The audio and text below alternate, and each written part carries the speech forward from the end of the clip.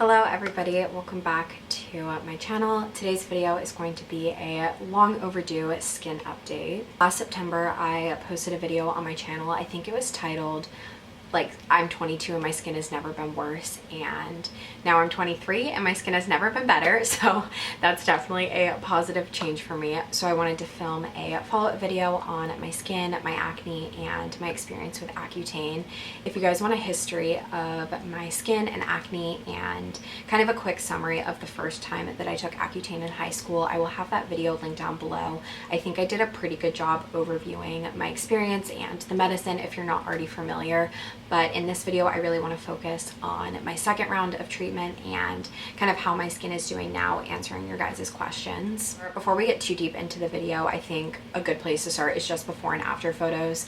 Obviously, these aren't super fun for me to look at, but I think it's pretty clear that the medicine works. It's super scary and intense and borderline invasive, but it works really well. I wanted to wait until I was at least 3 months off the medicine just because I was really paranoid that my skin would start breaking out again and that I would kind of be back to square one, but it's probably been 3 or 4 months now since I've stopped taking the Accutane, and my skin I think looks really clear and clean. I'm not wearing any face makeup today. You guys have definitely noticed a difference in my vlogs and my Instagram stories and stuff like that.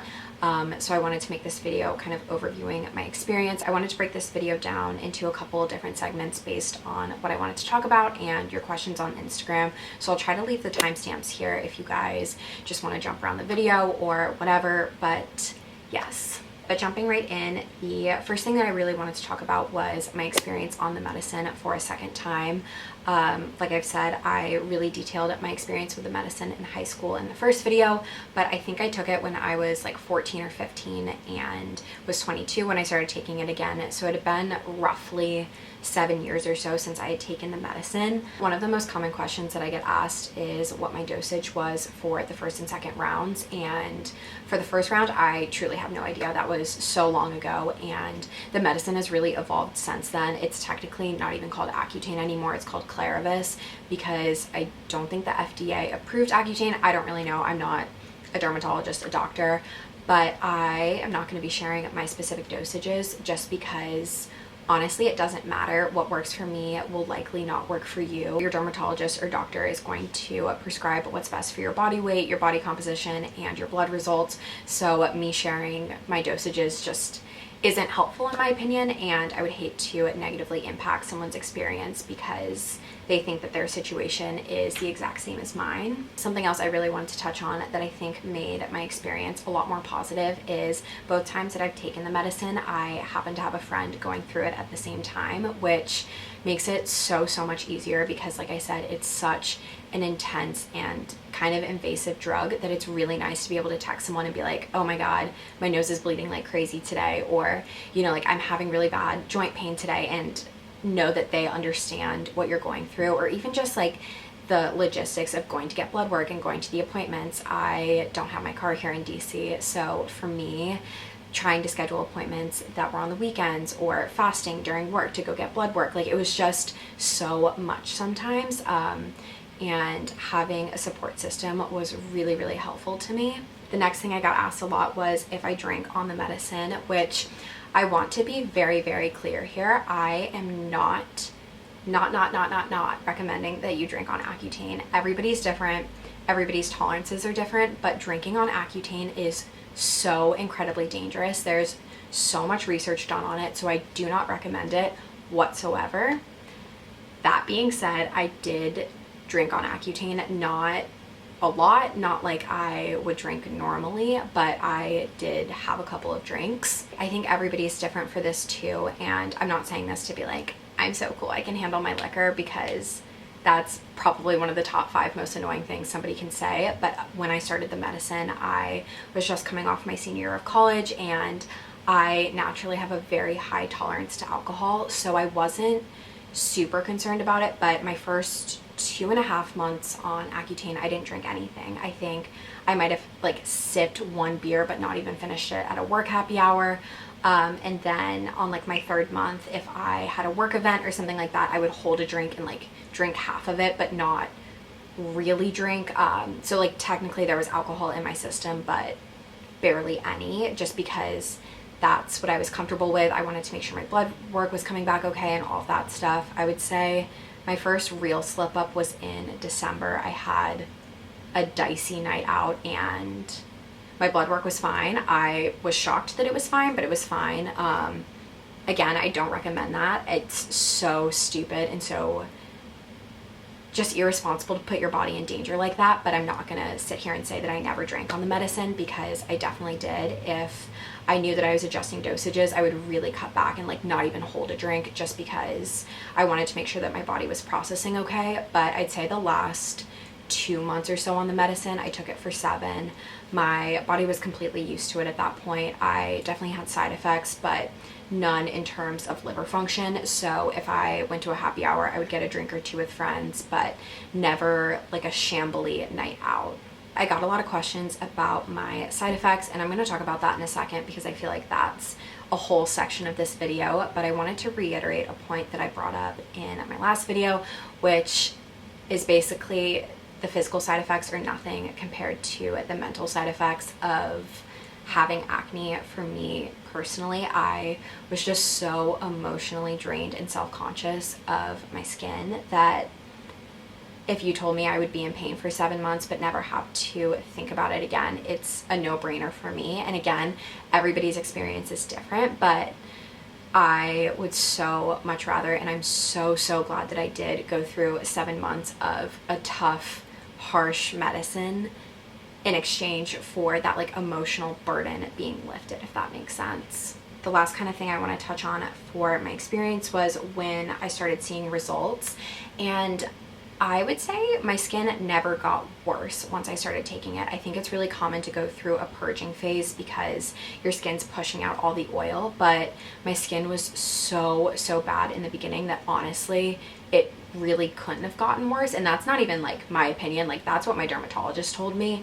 So I would say it never got worse for me. I started seeing a noticeable difference probably 2 months in. I took progress photos every month, which really helped me see the differences between dosages and the months on the medicine. But I would say around the 2nd month is when things started getting better, and then probably by like month 4 I was feeling pretty good about my skin, maybe a little bit earlier just because it was so much better than it was. And then my last 2 months on the medicine, like months maybe 3, like 5, 6, and 7, I would say were just months to maintain and really make sure that all the oil was out of my system and not necessarily taking it to get rid of active acne. Let's get into the side effects. Accutane is a bitch and a half to take. I always tell people it's a hell of a drug. It can very easily, like, I don't want to say kill you, but like it definitely could if you weren't like monitoring your blood work and being careful. But again, so worth it in my opinion. I tried to rank the side effects from like least severe to most severe. The first one being dry lips. This is like the epitome of Accutane, is needing chapstick 24/7. The amount of times that I put on my Glossier Balm.com at work was absolutely disturbing. Like if I went more than 15 minutes without it, it would, like, your just like lips were on fire. I don't know how else to explain it. This was definitely one of my most prominent side effects and definitely one of the most annoying, but it wasn't something that was debilitating or like it wasn't anything that I couldn't handle, I guess. Like it's super annoying to have to put on chapstick every 15 minutes or your lips feel like they're on fire, but you just like, you kind of get used to it and you don't really notice it too much, I guess. The second side effect that I definitely experienced was nosebleeds. Mine were luckily always in the morning. Like I'd wake up around like 6, 7 a.m. and just like instinctually need to go to the bathroom and blow my nose and just like, sorry, this is kind of graphic, like blow out chunks of blood. And it was just like dry, crusty, gross blood. It's brutal, it's gross, but like, again, in the grand scheme of things, I was willing to put up with it. My nose would bleed occasionally at work. It was never like a full-on nosebleed. I know some of my friends experienced that in the past. Mine was always more like if I blew my nose, it would just be gross. But it was never something that like really got in the way of my everyday life. I just knew if I woke up at like 6 a.m., it wasn't something that I could roll back over and go to bed. Like I had to go take care of it before going back to bed. Something else I noticed was that my hair was super dry. I don't remember experiencing this in high school. I don't know if I just wasn't paying attention or because I was swimming at the time, maybe I thought it was that, but I could go like 5 or 6 days without washing my hair and it would look like second day hair. It was crazy. I've never experienced anything like it. I'd say my hair was also a lot frizzier than normal, and that's something I haven't fully gotten back yet. I mean, maybe my hair is just changing because I'm getting older and like new hormones, I don't know, but I feel like especially at like the top of my head, I'd notice when editing vlogs, if I was vlogging in the mirror, it would just look so frizzy. And that also could have been because of the winter, but it was something that I noticed, so I think it was probably a combo of Accutane and just dry weather. Another side effect I had was super slight eczema on my hands. Again, really minor. I had like a little patch right here. It was really small. It's just something that I would never experience on a day-to-day basis, so I knew that it was coming from the Accutane, but I basically just threw a fuck ton of moisturizer on it and it eventually went away within like a week or two. Another side effect was skin just kind of falling off my hands, which again, kind of gross. I don't know if you guys can like see. I don't think it's gonna pick up, but I have like random scars on my knuckles and like lower end of my fingers because my skin would just kind of like roll off. I don't, like if I like hit my hand on something, like normally you would get like a little red and that would be it. Like it wouldn't be something that would cause alarm or attention, but I feel like I would hit my hand and then like the skin would rub off. It wouldn't bleed, it would just rub off. And now I have like a bunch of random scars, but again, like not a big deal. Moving on to a little bit more severe of side effects in my opinion, one of my biggest one was back pain, and this was excruciating. Again, I'm not saying this to be cool. I think I have a really high pain tolerance. I very seldom feel the need to like seek medical attention for things, or you know, like I'm not a hypochondriac. I can normally take pain pretty well, and this was unbearable. My worst phases with this was when I first started the medicine and then when my dose doubled, which is pretty common when you're on Accutane to take like 2-ish months of a base dose and then double up for the remaining of your months. But when I first started and then when I doubled up, it was unbelievable. It would like wake me up in the middle of the night. I couldn't sleep. I couldn't get comfortable. It was just like this really dull, like burning pain. I don't even know how to describe it. It was just absolutely terrible. It was like all I could think about because it was just so prevalent. And something else, when you're on Accutane, you're not supposed to take a ton of painkillers. Like obviously if you need to, you need to, but anything that kind of processes through your system, you're just supposed to avoid if possible, because your system's handling all of the chemicals and horrible ingredients that are in Accutane to begin with. So I would really, really try not to take ibuprofen or Advil, Tylenol, any of that. I'd say I only took it like 5 or 6 times probably throughout Accutane for like really, really bad headaches or, you know, like something like that. Going back to everyone experiences Accutane differently. My friend Laura was taking it, like I said, and I feel like she didn't really experience that. I remember texting her being like, I think I'm going to die. And she was like, I'm chilling. And not to say that like her experience was easy or pain-free or anything like that, but just again to reiterate that everybody experiences it kind of differently. And then I'd say the last physical side effect that I had that was really massive in my opinion was joint pain. My knees were horrible by the end of Accutane. I really started to feel pain in my kneecaps and in my hamstrings, which again is not something I usually experience. At work, I remember like walking downstairs to meetings and like fighting tears because it like I could feel my bones like hitting each other. And I know that sounds so dramatic, and obviously like my bones weren't actually touching each other, but that's what it felt like every time I'd walk downstairs. So that was really just like tough. It's not like, and again, obviously like I'm so aware that I chose to take this medicine, and that's why I didn't complain about it. That's why I, you know, like whatever, I'm not gonna justify any of that, but it was really, really hard. Working out was completely off the table for me just because I knew that I was so prone to accidents and injuries at that point because my joints were so unbelievably sore and dried out. So those were the bulk of my physical side effects. Obviously not ideal to put your body through that, and definitely controversial. That's why the medicine is so controversial, but I am so grateful that I did it. As far as mental side effects, I didn't experience any. I'm super grateful for that. I think another reason Accutane is so controversial is depression and suicide is not common by any means, but there's definitely a correlation between the medicine and decreased mental health, and I just was lucky and never experienced that. Obviously, if I did, I would have stopped taking the medicine. And then the last section of this video is kind of where I'm at today and the future of my skin. It's the end of June when I'm filming this today, and honestly, I feel so much better. I feel like it's so evident in my videos and in my real life, just like talking to people. I feel like I've gained so much of my confidence back, and I know that that's shallow and I shouldn't put that weight in my skin. I don't think negatively of anybody else with acne. Like, that's never been the case. And I think if you've experienced really bad acne, oh my god, that FaceTime just scared the shit out of me. I don't know why my ringer was so high. But I think what I was saying is that if you've experienced acne, you know the feeling of like feeling so negatively about yourself but not judging others for it. Like, I don't notice when my friends are breaking out, but when my skin was really bad, I felt like that was all people could focus about me. And I know that's not the case. That's just like me speaking from my experience.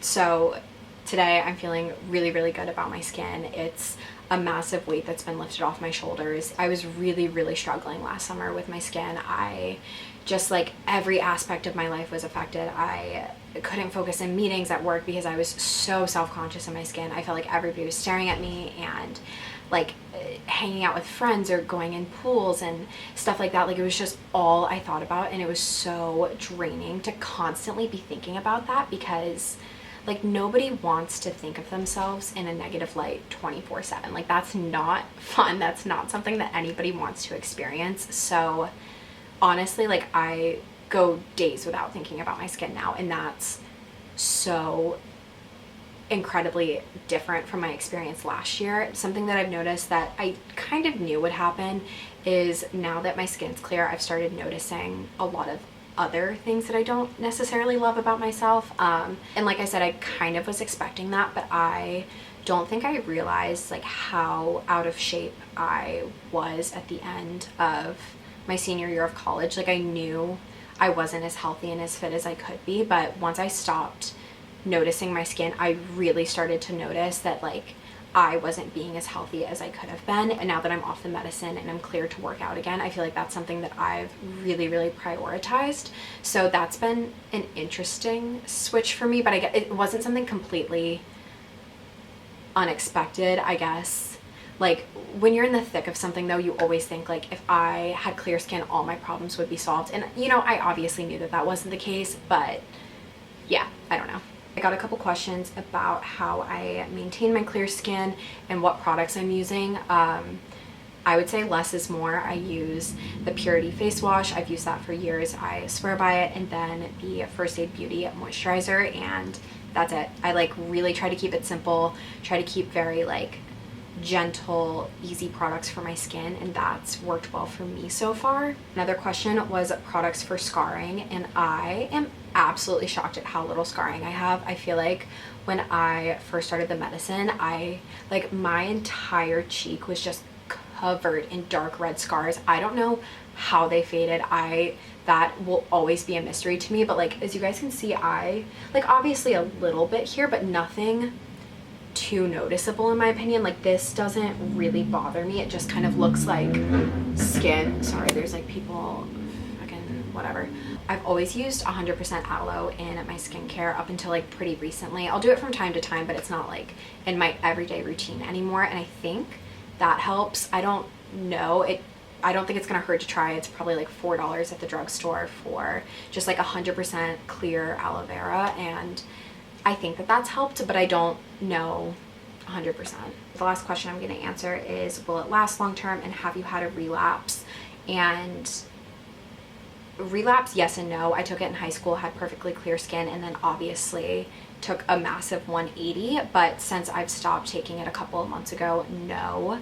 My first day off, I had like one red dot on my cheek. It wasn't a pimple, but it was like a dot of something, and I freaked the fuck out, but it went away. I like didn't touch it. I just let it do its thing, and I've been fine since, which I'm so glad. And will it last forever? I sure fucking hope so. From what I've heard from different doctors and dermatologists, a lot of people, it works forever after the first round, and if it doesn't the first round, the second round really clears it out. But I've also been warned that if I get pregnant one day, that could re-spark things just because of such a massive surge of hormones. But that is very, very far away from me, and something that I do not anticipate on experiencing anytime soon. So I would say I mean, I don't know if it's forever. Accutane's meant to be a permanent solution. Will it be? I don't know.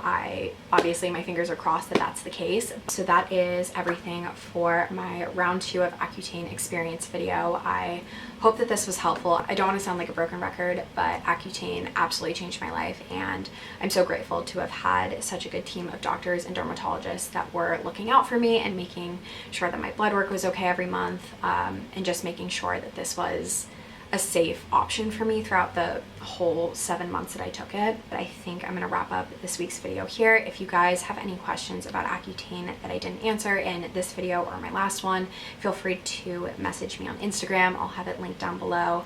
I'm pretty good about responding to DMs, and I would love to help you guys out as much as I can. Thank you guys so much for watching and your support as always, and I will talk to you guys next week. Bye.